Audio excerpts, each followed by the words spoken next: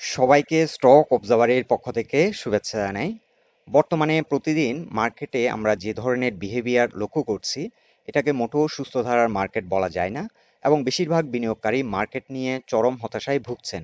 আর যেহেতু technically market একটা critical জোনে অবস্থান করছে, আজ আমরা মার্কেট নিয়ে কুইক একটি আপডেট দিচ্ছি। আলোচনাটি শেষ পর্যন্ত শুনতে থাকুন। আলোচনাটি শুরুতেই সবাইকে রিকোয়েস্ট করব, ডিসক্লেমার অংশটি আপনারা ভালো করে পড়ে নেবেন। পুঁজিবাজার ঝুঁকিপূর্ণ। আপনার কোনো পার্সোনাল বাই এবং সেলের কারণে আপনি যদি ক্ষতিগ্রস্ত হয়ে থাকেন, সে দায় স্টক অবজার্ভার বহন করবে না। শুরুতেই দেখে নিচ্ছি আজকের দিনের মার্কেট চিত্র এক নজরে। দিন শেষে সূচকের অবস্থান ৬,২২৪ আর লেনদেন হয়েছে আজ প্রায় ৪০৯ কোটি টাকা। এবং গত ১০ দিনের গড় লেনদেন যদি আমরা দেখি, গড়ে প্রতিদিন ৪০০ কোটি টাকার মতো লেনদেন হয়েছে এবং গত ৩ মাসের গড় লেনদেন যদি আমরা বের করি, প্রতিদিন প্রায় ৫০০ কোটি টাকারও বেশি লেনদেন হয়েছে। সো শুধুমাত্র লিকুইডিটি ক্রাঞ্চ এর জন্যই মার্কেট খারাপ, কিংবা মার্কেটে আস্থার সংকট এই জন্য মার্কেট খারাপ, এটা বলে আসলে এড়িয়ে যাওয়াটা ঠিক হবে না। মার্কেটে এর চেয়েও বড় সমস্যা হচ্ছে মিসম্যানেজমেন্ট অফ মানি। মার্কেটে শুধুমাত্র পার্টিকুলার কিছু স্টকে হিউজ পরিমাণ লিকুইডিটি দেওয়া হচ্ছে এবং আমরা একটা ওয়াইল্ড রাইড দেখতে পাচ্ছি। পার্টিকুলার কিছু স্টকে একটা ওয়াইল্ড র্যালি আমরা বর্তমান সময় লক্ষ্য করছি। এবং কিছু কিছু স্টকে আমরা দেখতে পাচ্ছি ১ মাস ব্যবধানে হয়তো দ্বিগুণ ৩ গুণেরও বেশি প্রাইস হয়ে যাচ্ছে। পক্ষান্তরে যে কোম্পানিগুলো স্টেবল, যে কোম্পানিগুলোর একটা ভালো গুডউইল আছে মার্কেটে এবং যে কোম্পানিগুলোর বিজনেস মডেল ভালো এবং প্রতি বছর ভালো একটা ডিভিডেন্ড দেয়, সেই স্টকগুলোতে কিন্তু মোটো লিকুইডিটি দেওয়া হচ্ছে না, সেগুলো ফ্লোরে অথবা ফ্লোরের আশেপাশে অবস্থান করছে।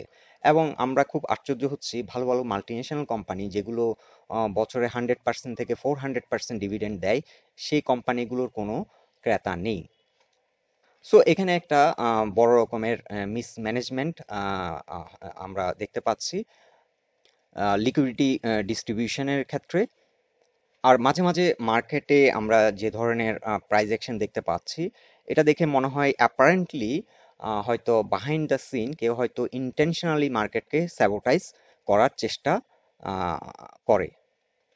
সো আমরা যদি এটাকে রিভার্স ওয়েতে চিন্তা করি, মার্কেটে যেহেতু দুর্বল কোম্পানিগুলো একটা হিউজ র্যালি করছে, সে র্যালি করার সরি এই কোম্পানিগুলো র্যালি করলেও মার্কেটে কিন্তু কনফিডেন্স বিল্ড আপ হবে না, কারণ এই স্টকগুলো যে বেশিরভাগ ক্ষেত্রে দেখা যাচ্ছে ওই কোম্পানিগুলো বন্ধ থাকে, কিংবা বছর শেষে ডিভিডেন্ড দেওয়ার সক্ষমতা নেই, দুর্বল মূল্যভিত্তিক, বিজনেস মডেল ভালো না, এবং মাঝে মধ্যে কয়েক বছর পর ডিভিডেন্ড দিলেও ডিভিডেন্ড পের মধ্যে কিন্তু একটা ধারাবাহিকতা নেই। সো এই ধরনের কোম্পানিগুলো র্যালি করলেও মার্কেটে কনফিডেন্স বিল্ড আপ হবে না, কারণ এই কোম্পানিগুলোর যে প্রাইস অ্যাকশন হচ্ছে সেটা ইরেশনাল এবং আনজাস্টিফাইড।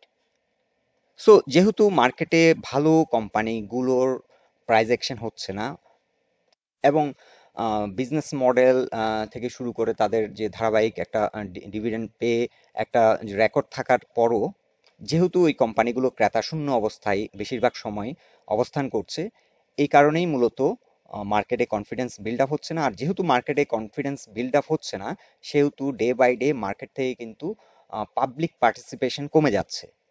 আর পাবলিক পার্টিসিপেশন কমে যাচ্ছে বলেই কিন্তু লিকুইডিটি ক্রাঞ্চ হচ্ছে। সো এখানে আরো একটি বিষয় হচ্ছে, বাংলাদেশের যে ক্যাপিটাল মার্কেট, এখানে যে পরিমাণ নৈরাজ্য চলছে, ওয়ার্ল্ডের কিন্তু কোনো ক্যাপিটাল মার্কেটে এই ধরনের নৈরাজ্য আছে কিনা সন্দেহ আছে। আর এখন হয়তো একটা শ্রেণী বলবেন যে বাংলাদেশে যে ইলেকশনকে কেন্দ্র করে এখন মার্কেট ভালো থাকবে না। আসলে পৃথিবীর প্রত্যেকটা দেশেই ইলেকশন হচ্ছে এবং আমরা কোনো দেশেই দেখতে পাচ্ছি না যে ইলেকশনকে কেন্দ্র করে ক্যাপিটাল মার্কেট, তাদের দেশের ক্যাপিটাল মার্কেট অচল হয়ে যাচ্ছে। সো আমরা বিনিয়োগকারীদের পক্ষ থেকে একটা দাবি জানিয়েছিলাম যে বাংলাদেশে যে এই ধরনের দুর্নীতি ক্যাপিটাল মার্কেটে এক্সিস্ট করছে এবং এটি বছরের পর বছর এই ধরনের দুর্নীতি চলে আসছে, এটার একটা সুস্থ তদন্ত হোক এবং এটার একটা বিচার হওয়া খুবই জরুরি। কিন্তু এ ধরনের কোনো উদ্যোগ আমরা দেখতে পাচ্ছি না, কিংবা উদ্যোগ নিলেও এটাকে কার্যকর করার কোনো পদক্ষেপ আমরা দেখতে পাচ্ছি না। সো এখন প্রশ্ন হচ্ছে, ক্যাপিটাল মার্কেটটাকে ভালো করার দায়িত্ব কার? ভালো করার দায়িত্ব হচ্ছে আইসিবি, আমাদের যে বড় বড় প্রতিষ্ঠানগুলো আছে তাদের, আমাদের যে নীতি নির্ধারণী মহল, ডিএসই, ঢাকা স্টক এক্সচেঞ্জ এবং আমাদের সিকিউরিটি এক্সচেঞ্জ কমিশন থেকে শুরু করে সবারই দায়িত্ব কিন্তু এই মার্কেটকে ভালো করার। এবং অ্যাট দ্য সেম টাইম এখানে গভর্নমেন্টেরও এগিয়ে আসা উচিত। কিছুদিন আগে আমরা যেটা দেখেছিলাম, আইসিবি কে শক্তিশালী করা হবে, ৩,০০০ কিংবা ৫,০০০ কোটি টাকার একটা ফান্ড দেওয়া হবে। এটা কিন্তু বস্তুত আমরা জাস্ট আলোচনার টেবিলেই আমরা কিছু কথাবার্তাই দেখেছি, কিন্তু কার্যকরী কোনো পদক্ষেপ এখনো নেওয়া হচ্ছে না।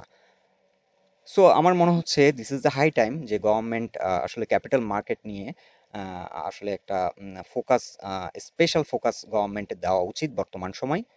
কারণ পৃথিবীর কোনো দেশের ক্যাপিটাল মার্কেট এভাবে চলে না।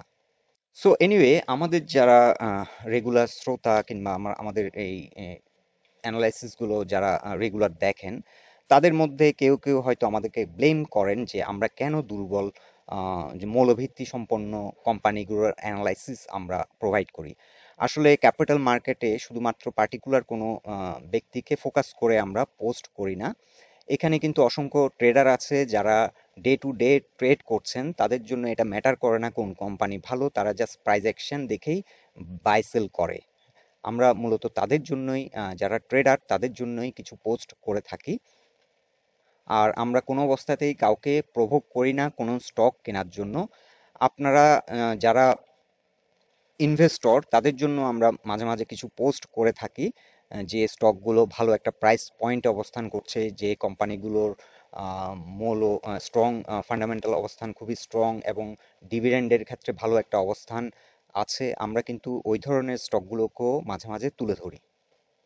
সো এনিওয়ে, এখন আমরা টেকনিক্যালি মার্কেটের অবস্থান আপনাদেরকে তুলে ধরছি। প্রথমে আমরা ডিএসসি ব্রড ইন্ডেক্সে আমরা ডে চার্টে আপনাদেরকে তুলে ধরছি মার্কেট অবস্থান। লাস্ট টাইম আমরা আপনাদেরকে যেটা জানিয়েছিলাম ৬,২২০, এটি হচ্ছে মার্কেটের একটা ক্রিটিক্যাল সাপোর্ট, এবং গত দুদিনে আমরা দেখতে পাচ্ছি এই সাপোর্টটিকে কিন্তু রেসপেক্ট করেছে। এবং দিন শেষে আজকে আমরা দেখতে পাচ্ছি একটি ইনভার্টেড হ্যামার ক্যান্ডেল। এটা কিন্তু একটা রিভার্সাল সিগন্যাল। আর আমরা আশা করছি হয়তো কালকে এখান থেকে একটা বুলিশ এনগালফিং হবে। আর মার্কেটে এখন যে পয়েন্টগুলোতে রেসিস্ট্যান্স আছে, সেটি হচ্ছে ৬,২২৯ পয়েন্ট একটা রেসিস্ট্যান্স, এখানে ৬,২২৯ কিংবা ৬,২৩০ এখানে একটি রেসিস্ট্যান্স। এর পরের রেসিস্ট্যান্সটি হবে ৬,২৪৫ এবং তার পরের রেসিস্ট্যান্সটি হবে ৬,২৬০। আর এটা ছাড়াও কিন্তু এই যে ট্রেন্ড লাইনটি, এটিও আমরা আপনাদেরকে এর আগের দিনও বলেছিলাম যে এটি একটি রেসিস্ট্যান্স হিসেবে এই লাইনটি কাজ করবে। সো এখন মার্কেটের গন্তব্য হতে পারে ৬,২৫০ থেকে ৬০। এখান থেকে যদি একটা রিভার্সাল আসে, ৬,২৬০ পর্যন্ত মার্কেট গন্তব্য হতে পারে এবং এই ট্রেন্ড লাইন বরাবর এসে হয়তো রেসিস্ট্যান্স ফেস করবে। আর যেহেতু ৬,২২০ এই সাপোর্ট পয়েন্টটিকে রেসপেক্ট করছে, সেহেতু মার্কেট বর্তমানে এই প্যাটার্নটি ফলো করছে, এটাকে আমরা ট্রায়াঙ্গেল প্যাটার্ন বলি। সো মার্কেটের সাপোর্ট এখন ক্রিটিক্যাল সাপোর্ট হচ্ছে ৬,২২০। ৬,০২০ এই ৬,২২০ এই সাপোর্টটিকে যদি রেসপেক্ট না করে মার্কেট কিন্তু ডেড হয়ে যেতে পারে। এই সাপোর্ট ব্রেক করলে মার্কেট অনেক নিচে নেমে যেতে পারে, এখান থেকে হয়তো এই জোনে চলে আসতে পারে ৬,১৯৪। সো যেহেতু এটি আমরা নেগেটিভলি এখন চিন্তা করছি না, কারণ হচ্ছে যেহেতু এই জোনটিকে রেসপেক্ট করছে এবং এখানে আমরা একটা সিগন্যাল পাচ্ছি রিভার্সাল। এবং এটা ছাড়াও বেশিরভাগ স্টকই কিন্তু এখন ফ্লোর প্রাইসে কিংবা ফ্লোর প্রাইসে আশেপাশে অবস্থান করছে। সো আমরা খুব বেশি নেগেটিভ চিন্তা করছি না, এখান থেকে একটা রিভার্সাল আমরা আশা করছি। আর কারেকশনে আমরা আপনাদেরকে গত দুদিন আগে দেখিয়েছিলাম যে কারেকশনে কিন্তু সেল প্রেশার কিন্তু সিগনিফিক্যান্ট ছিল না। সো এই কারণে আমরা নেগেটিভ চিন্তা করছি না, তবে আমাদেরকে অ্যালার্ট থাকতে হবে, কারণ মার্কেট অনেক সময় আমরা দেখি ইরেশনাল বিহেভ করছে। সো এনিওয়ে, এটাই ছিল আজকের আমাদের ফাইন্ডিংস মার্কেট নিয়ে। আলোচনাটি যদি আপনাদের ভালো লেগে থাকে অবশ্যই পোস্টটিকে লাইক দেবেন আর আপনাদের বন্ধু বান্ধবের সাথে শেয়ার করবেন। আর আমাদের সাথে থাকার জন্য আপনাদের অসংখ্য ধন্যবাদ।